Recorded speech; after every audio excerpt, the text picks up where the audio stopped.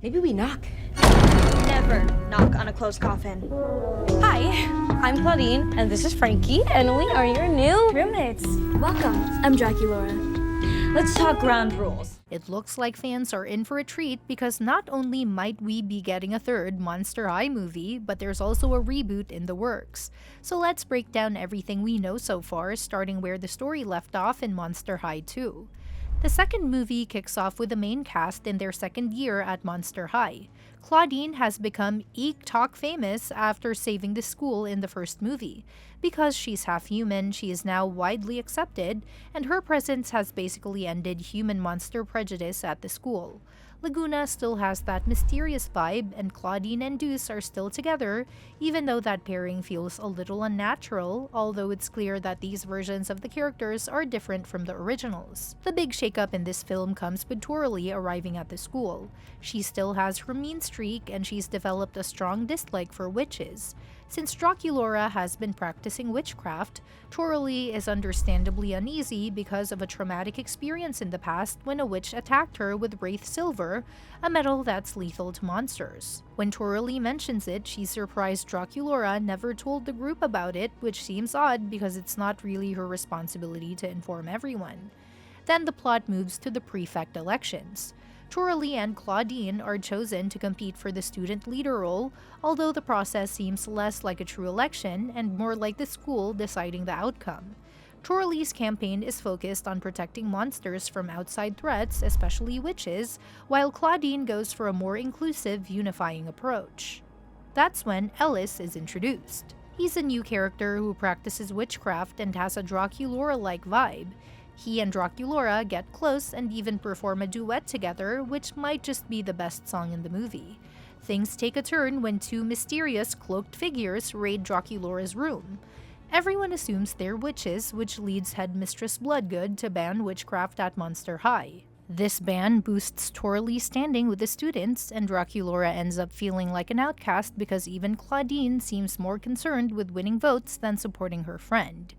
Feeling isolated, Draculaura turns to Ellis, who then reveals himself as a human practicing witchcraft. He invites her to meet his mother, Queen Zamara, who is the leader of the Salem Coven. Zamara wants to end the centuries-long war between vampires and witches, and Draculaura decides to go with him to the human realm, leaving a note for Clawdeen and Frankie. Naturally, everyone at Monster High is not thrilled that she left without telling them in person. Clawdeen decides she has to bring Draculaura back for two reasons.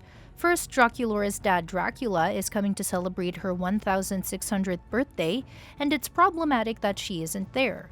Second, this whole situation hurts Clawdeen's campaign because witches are unpopular at the moment. The group discovers a Seattle address attached to Ellis's suitcase and heads to the human realm.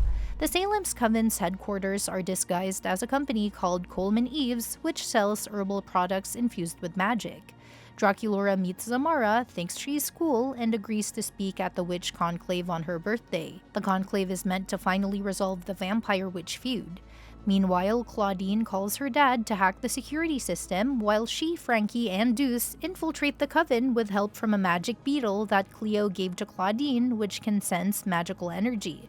When they find Draculaura, she's reluctant to return, and they perform a song about how this isn't how their story should go.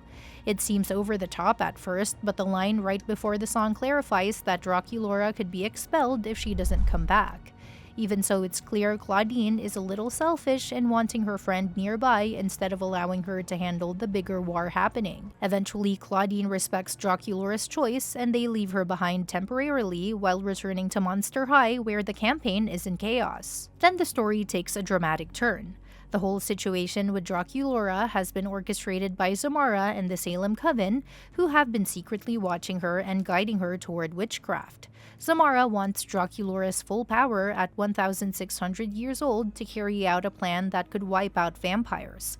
Thankfully, the magic beetle alerts Cleo at Monster High, and Clawdeen, Frankie, Deuce, Heath, and Toralee team up to save her. They stage another infiltration. Deuce, Heath, and Toralee handle the henchmen, while Clawdeen and Frankie focus on freeing Draculaura from a Wraith Silver cage. Ellis has a change of heart and helps stop his mother.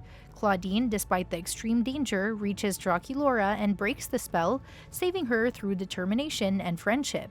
After Draculaura is free, she battles Zamara in an epic magical showdown while Clawdeen faces the Grim Reaper. Dracula eventually arrives to save the day, defeating Zamara and her crew.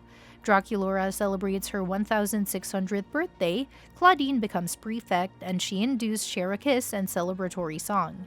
Deuce then announces he's leaving on a year-long journey to find himself, which is clearly setting up the third movie.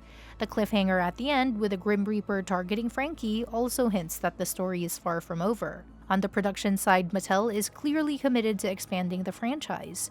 Director Gerard Johnstone, known for Housebound and the viral hit Megan, is helming the next live-action Monster High film.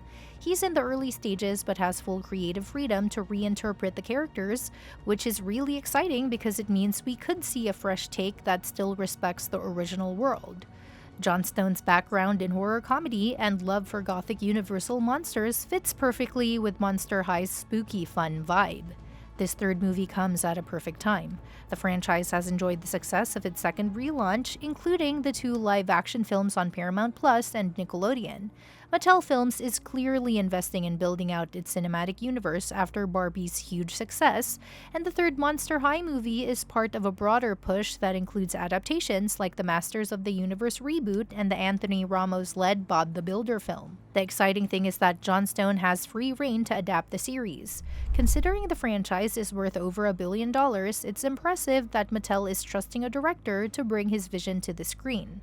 This creative freedom is reminiscent of what Greta Gerwig did with Barbie, which not only succeeded financially but also garnered multiple Oscar nominations. So there's every reason to be optimistic that this third Monster High movie will bring something bold and fresh to the franchise while still appealing to fans. Even though the next film is still in early development, all signs point to a promising project. Johnstone's previous work shows he can balance horror, comedy, and heart effectively, which is perfect for a franchise that mixes teen drama with spooky adventures. The third movie will likely continue to explore friendships, school politics, and supernatural battles, while also expanding the universe hinted at in Monster High 2. The second movie already did a fantastic job of setting the stage for the next chapter. With cliffhangers like Deuce leaving for self-discovery and the Grim Reaper targeting Frankie, there's a clear path for a third installment. The story has built tension and excitement, and the third film has the chance to explore even more of the vampire-witch conflict, giving fans new adventures while keeping the core group of characters at the heart of the story. It's also worth noting that the franchise has consistently developed its characters across both animated and live-action films. Clawdeen, Draculaura, Frankie, and the rest have become fully realized characters with personalities and arcs that carry through each story. The third movie is likely to continue this trend, providing depth, humor, and thrilling supernatural moments that keep viewers invested. Overall, the combination of a continuing storyline, cliffhangers, and Johnstone's creative vision makes the third Monster High movie something to look forward to. It promises to deliver the mix of friendship, adventure, magic, and fun that fans love, while also introducing new challenges and expanding the Monster High universe. With the groundwork laid in the first 2 movies and the creative freedom given to Johnstone, the next installment has all the potential to be even more exciting and engaging. So even though the second movie wrapped up a lot of storylines, the hints for the third film ensure that the story is far from over. The franchise continues to grow, and Mattel's commitment to bringing these characters to life in new ways is clear. The third Monster High movie isn't just happening, it's shaping up to be a major, exciting next chapter in a franchise that keeps getting better with every new release. And that's that for today's video. Thanks for watching, and we will see you in the next one.